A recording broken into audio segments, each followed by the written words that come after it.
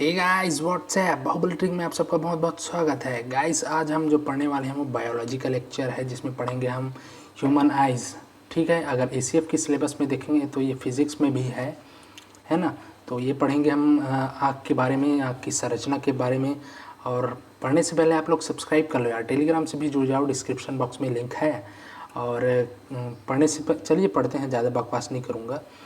तो सबसे पहले एक स्ट्रक्चर आप समझ लीजिए, है ना, कि कौन कौन सा अंग होता है, कैसे कार्य करता है, क्या क्या फंक्शन है। ठीक है, तो ये मैं मोटा मोटी आपके दिमाग में सबसे पहले फिक्स करूँगा, फिर आगे जाके हम कंटेंट जो है पढ़ेंगे। तो ये आँख जो दिख रहा है, ये वास्तव में ये देखिए, ये आँख है गोल, हालांकि नहीं बना, उसको मैं बीच से ऐसे काट दिया। ठीक है, एक बॉल आप लीजिए, बीच से उसको काट दीजिए, तो बीच से काटोगे तो ये ऐसा स्ट्रक्चर बनेगा। ठीक है, ऐसे स्ट्रक्चर बनेगा, तो इसी को हम पढ़ेंगे। तो देखिए, आँख जो है मुख्य रूप से 3 लेयर का बना होता है, आउटर मिडिल और इनर, बाहरी, मध्य और आंतरिक। ठीक, तो जो बाहरी लेयर है उसको क्या बोलते हैं? स्क्लेरा। बाहरी लेयर को बोलते हैं स्क्लेरा। जैसे ये देखिए बाहरी लेयर दिख रहा है आपको, इसको बोलेंगे स्क्लेरा। ठीक है, और यही स्क्लेरा जो है आगे की तरफ ऐसे उभर गई है, सीधा ऐसे ना आके ऐसे उभर गई है, तो इसको हम क्या बोलेंगे? इसको बोलेंगे हम कॉर्निया। इसको बोलेंगे हम कॉर्निया, जो भरा हुआ हिस्सा है उसको बोलेंगे हम कॉर्निया। इतना क्लियर हुआ स्क्लेरा और कॉर्निया। अब देखते हैं दूसरा लेयर। ठीक, तो दूसरा लेयर जो है वो देखिए लाल रंग का दिख रहा है यहाँ पर, ऐसे इधर एक लाल रंग का, इधर एक लाल रंग का, बीच वाला भाग। तो इसको क्या बोलेंगे? इसको बोलते हैं कोरोइड। दूसरा लेयर को बोलते हैं कोरोइड। और यही कोरोइड जो है आगे चल के ऐसे मोटा हो जाता है, इधर से मोटा, इधर से भी मोटा हो गया, तो इस मोटे हिस्से को क्या बोलेंगे? Ciliary body. ठीक है, और यही सिलियरी बॉडी से ऐसे पतला सा ये निकला हुआ है, इसको क्या बोलेंगे? इसी को बोलेंगे आइरिस। इसको बोलते हैं आइरिस। ठीक है, तो इतना क्लियर हुआ कि दूसरे लेयर को कोरोइड बोलते हैं, कोरोइड आगे जाके चौड़ा हो जाता है जिसको सिलियरी बॉडी बोलते हैं, और सिलियरी बॉडी जो है आगे की तरफ पतली संरचना बनाती है जिसको आइरिस बोलते हैं। तो दूसरा लेयर भी क्लियर हुआ, है ना। अब पढ़ते हैं तीसरा लेयर के बारे में। तो तीसरा लेयर कौन सा है? तो जो ये पीले रंग का जो हिस्सा आपको दिख रहा है, इधर से एक, इधर से एक, वही है, तो इसको बोलते हैं तीसरे लेयर को रेटिना। क्या बोलते हैं? रेटिना। ठीक, तीसरे लेयर को बोलते हैं रेटिना। तो इतना क्लियर हो गया गाइस, तीनों लेयर। अब और कुछ बचा है, जिसमें से है एक लेंस। ठीक, तो देखिए ये जो इसको, ये क्या है? ये जो है आइरिस है, मैंने बताया था पतली संरचना है, वो आइरिस है। तो आइरिस के बीच ये के भाग जो ये खाली संरचना दिख रही है, ये खाली संरचना वास्तव में एक छेद है, उसको बोलते हैं प्यूपिल, हिंदी में बोलते हैं पुतली।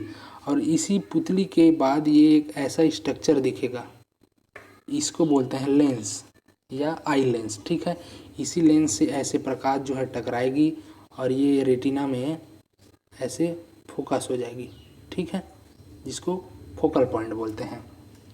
और इसी इमेज को जो है ऑप्टिक नर्व के माध्यम से ब्रेन में पहुंचा दिया जाता है, जहां ब्रेन इस इमेज को स्टोर कर लेता है।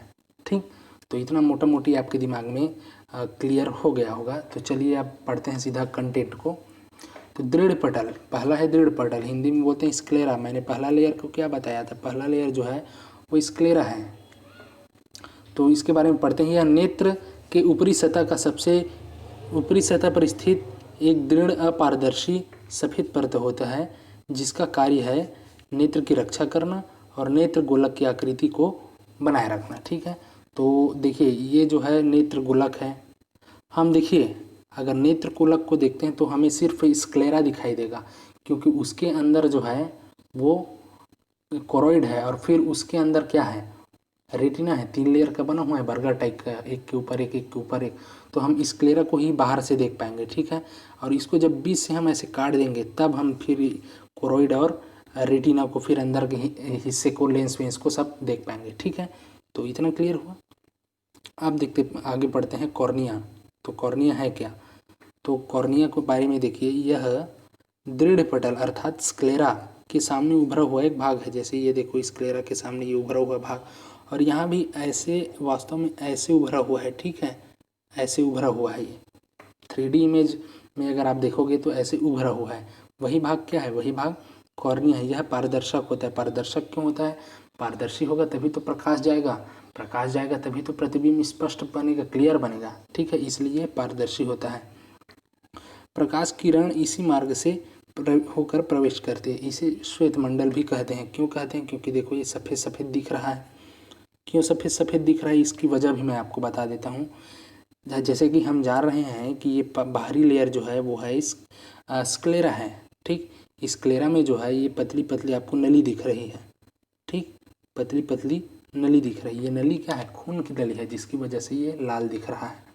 और यही स्क्लेरा आगे चल के ऐसे उभर गई है जो कि पारदर्शी है। अब इस वाले हिस्से में आप अगर देखो, कार्निया वाले हिस्से में आप देखोगे तो यहाँ पर खून की नली नहीं दिखाई दे रही है, ठीक है। इसका मतलब वहाँ खून की नली जो है वो नहीं गई है। क्यों नहीं गई है?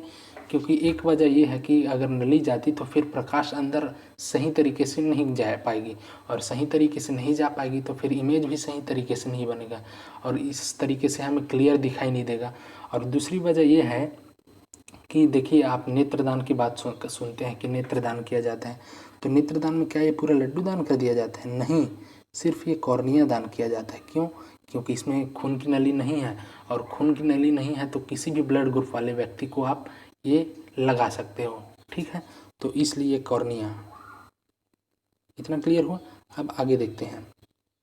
उसके बाद पढ़ते हैं आइरिस। तो कॉर्निया पढ़ लिया हमने ये, उसके बाद ये ऐसे स्ट्रक्चर है, इसको बोलते हैं आइरिस। अब पढ़ते हैं आइरिस। तो यह कॉर्निया के पीछे अपारदर्शी काला पर्दा होता है, आँख में प्रवेश करने वाले प्रकाश का नियंत्रण करता है। इसका रंग विभिन्नता लिए हुए देशवासियों के अनुसार होता है, ठीक है। तो ये आइरिस के बारे में जानिए कि ये देखिए, ये कॉर्निया के पीछे दिख रहा है, और अगर इसको मैं यहाँ उठाऊँ तो ये ऐसे दिखेगा। ये नीला रंग का जो स्ट्रक्चर दिख रहा है, यही क्या है? यही आइरिस है, ठीक है, जो क्या करता है? प्रकाश का नियंत्रण करता है, एक बात। और दूसरी बात, जो आँख का हम रंग बोलते हैं कि किसी का आँख काले रंग का है, पीले रंग का है, हरे रंग का है, नीले रंग का है, जो भी रंग का है, वो किसकी वजह से है? तो वो है आइरिस की वजह से। जैसे मैडम की आंखों को देखिए, गौर से देखिए मैडम की आंखों को, ये पीला दिखाई दे रहा है। क्यों? आइरिस की वजह से। सागर जैसी नीली आंखों को देखिए, नीला दिखाई दे रहा है। क्यों? आइरिस की वजह से। काली काली आँखें देखिए, क्यों दिखाई दे रहा है? आइरिस की वजह से। ये भूरी आँखें दिखाई दे रहा है, क्यों? आइरिस की वजह से। तो क्वेश्चन आपसे पूछेगा कि आंखों का रंग जो है दिखाई देता है काला, हरा, भूरा, जो भी है, वो किसकी वजह से? तो आइरिस की वजह से, ठीक। अब देखते हैं पुतली। तो हमने पढ़ा ये जो वाला हिस्सा जो है ये है आइरिस, और ये बीच में खाली हिस्सा जो दिख रहा है छेद, वो क्या है? उसको बोलते हैं पुतली। तो पढ़ते हैं। आइरिस के बीच में एक छोटा सा छिद्र होता है जिसे पुतली कहते हैं। इसका व्यास 2 mm होता है, ठीक, 2 mm होता है। मांसपेशियों की सहायता से अंधकार में इसका व्यास अधिक हो जाता है और तेज सूर्य के प्रकाश में कम हो जाता है। तो देखिए, ये क्या है? ये हमने पढ़ा था आइरिस। आइरिस के बीच में जो काला हिस्सा दिख रहा है, छेद दिख रहा है, यही क्या है? छेद। यही छेद जो है प्यूपिल है, या हिंदी में बोलते हैं इसको पुतली। होता क्या है, जब प्रकाश जो है ज़्यादा प्रवेश कर जाती है, प्रकाश जब ज़्यादा प्रवेश कर जाती है तो ये अपने साइज को जो है छोटा कर लेता है, व्यास को जो है वो छोटा कर लेता है, ताकि कम मात्रा में प्रकाश जाए और हम आसानी से देख सकें। और क्या होता है, जब प्रकाश कम होती है, कम मात्रा में प्रकाश जाती है, जैसे कि हम अंधकार में जाते हैं, तो ये अपने साइज को बड़ा कर लेता है ताकि थोड़ा बहुत प्रकाश, ज़्यादा प्रकाश जाए और हम आसानी से देख सकें। इसका एक एग्जांपल देखता हूँ। आप डायरेक्ट सूर्य को नहीं देख पाओगे, या कोई तेज बल्ब को नहीं देख पाओगे। क्यों नहीं देख पाओगे? क्योंकि एकाएक आपकी आंखों में एकदम तेज, बहुत ज़्यादा मात्रा में प्रकाश जाएगी, और प्रकाश जाएगी तो आप नहीं देख पाओगे। तो इसीलिए जो आइरिस सॉरी प्यूपिल जो है, पुतली है, वो अपने साइज को छोटा कर लेता है, ठीक है। और अंधकार में ये बड़ा हो जाता है ताकि व्यास फैल जाए और ज़्यादा मात्रा में प्रकाश जाए और आपको देखने में आसानी हो। इतना क्लियर हुआ? अब पढ़ते हैं नेक्स्ट जो है हमारा नेत्र लेंस या आई लेंस। तो प्यूपिल के बाद पीछे देखो तो इसके आई लेंस है, जो ये वाला हिस्सा है, ऐसे मैंने बताया था आपको। ये क्या है? Eye lens. ये छेद दिख रहा है प्यूपिल पुतली, उसके पीछे जस्ट एक लेंस है जिसको बोलते हैं आई लेंस, जो इस इमेज में हमें नहीं दिख रहा है, लेकिन हम काट देंगे ऐसे तो वो यहाँ पर ऐसे दिख जाएगा, ठीक। तो चलिए इसके बारे में पढ़ते हैं। आइरिस के पीछे एक छोटा मुलायम मोटा उत्तल लेंस होता है। इंपॉर्टेंट है कि मानव नेत्र जो है वो किस लेंस की भांति व्यवहार करता है? तो उत्तल लेंस की भांति व्यवहार करता है।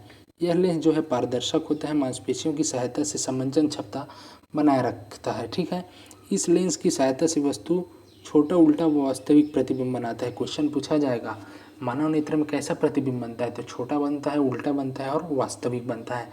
ठीक है, और कहाँ बनता है, रेटिना पर बनाता है। जैसे कि जब ये प्रकाश किरणें ऐसे जाएगी और ये लेंस से ऐसे टकरा के सीधा फोकस होगा रेटिना में। ठीक, तो इतना क्लियर हुआ।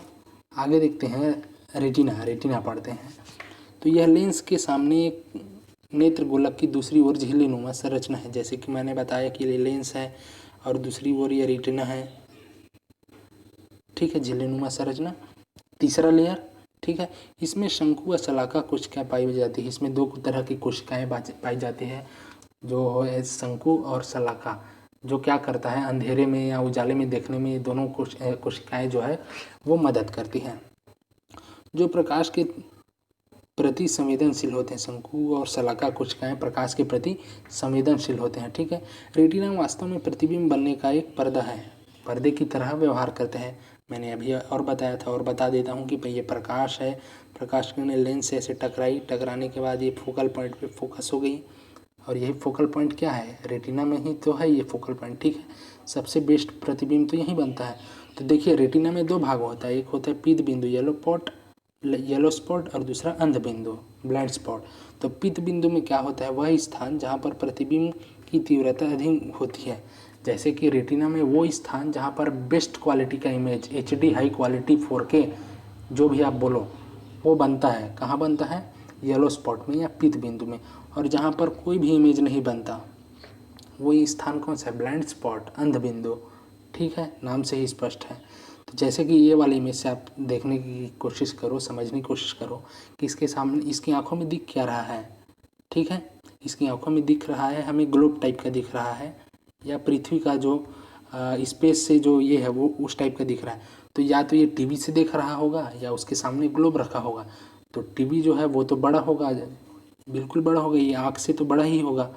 सामने ग्लोब रखा होगा तो आँख से बड़ा ही होगा, लेकिन यहाँ पर तो पूरा इमेज बन रहा है। तो यही वजह है कि रेटिना पर जो है छोटा इमेज बनता है। ठीक है, वस्तु से छोटा इमेज बनता है। तो इतना क्लियर हुआ। आगे देखते हैं कोरोइड। तो कोरोइड क्या है, दूसरा लेयर जो है वो कोरोइड है। जैसे कि लाल रंग वाला जो हिस्सा दिख रहा है ये क्या है, ये कोरोइड है। दृढ़ पटल के नीचे के भाग से संबंधित अंदर की ओर एक काले रंग की झिल्ली होती है जिसे कोरोइड कहते हैं। यह काले रंग की होने के कारण प्रकाश को पूर्णतः अवशोषित कर लेता है। तो इस क्लेरा के जो नीचे बाद कौन सा लेयर आता है, दूसरा लेयर जो आता है उसको हम कोरोइड बोलते हैं। ठीक है, जो काले रंग का होता है और प्रकाश को पूर्णतः अवशोषित कर लेता है, वजह काले रंग। ठीक, आगे देखते हैं ऑप्टिक तंत्रिका या ऑप्टिक नर्व इंग्लिश में। तो देखिए ये लेंस है, फिर बता रहा हूँ, प्रकाश जाएगी या टकराएगी लेंस से, रेटिना पर फोकस होगा, इमेज रेटिना पर बनेगा। अब इस इमेज को स्टोर करना भी बहुत ज़रूरी है। तो स्टोर कहाँ करेंगे, तो ब्रेन में करेंगे। तो ब्रेन में पहुँचाने के लिए केबल तो नहीं है, लेकिन यहाँ पर ऑप्टिक नर्व है। ठीक है, तो ऑप्टिक नर्व के माध्यम से सीधा ये जाएगा ब्रेन में। जैसे कि मैं बोलता हूँ आपको कैटरीना कैफ जुल्फ को लहराती हुई आपको दिख रही है, तो ये आपको वास्तव में दिख रही है, आपको दिमाग में आप इमेजिन कर पा रहे हैं। क्यों इमेजिन कर पा रहे हैं, क्योंकि आपने कैटरीना कैफ को फिल्म में या एड में या कोई भी वीडियो में आपने ऐसा करते हुए देखा है। तो ये आपको याद कैसे हुआ, तो वो जो सीन आपने देखा था उसका प्रतिबिंब आँखों के माध्यम से रेटिना में बना और रेटिना से ऑप्टिक नर्व के माध्यम से वो ब्रेन में गया। अब ब्रेन में गया तो उसको वहाँ स्टोर कर लिया गया, फिर उसी को आप इमेजिन कर पा रहे हैं। ठीक, तो चलिए पढ़ते हैं ऑप्टिक नर्व के बारे में। यह तंत्रिका तंतुओं का समूह होता है जिनकी संख्या लगभग 1 मिलियन होती है। यह रेटिना से संवेदनाओं को मस्तिष्क तक पहुंचाती है। ठीक, इतना क्लियर हुआ। आगे देखते हैं जलीय द्रव्य या एक्वस ह्यूमर। नेत्र लेंस और कॉर्निया के बीच एक पारदर्शक द्रव भरा होता है जिसे जलीय द्रव कहते हैं। इसका औसत अपवर्तनांक 1.337 होता है।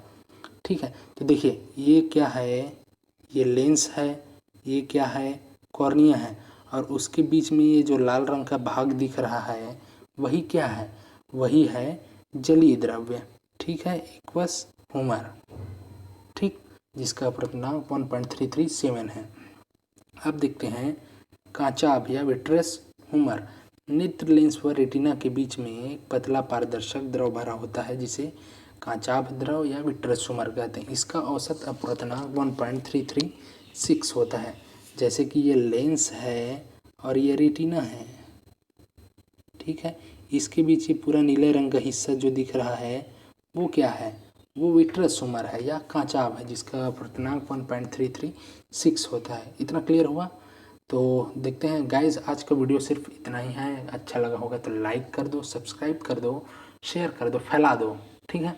और हाँ, इसके बाद हम आई जो नेत्र है, मानव नेत्र के जो दोष हैं, जैसे मायोपिया, हाइपरमेट्रोपिया मतलब दूरदृष्टि दोष, निकट दृष्टि दोष, जरा दृष्टि दोष, ये सब दोषों के बारे में पढ़ेंगे, ठीक है। तो थैंक यू।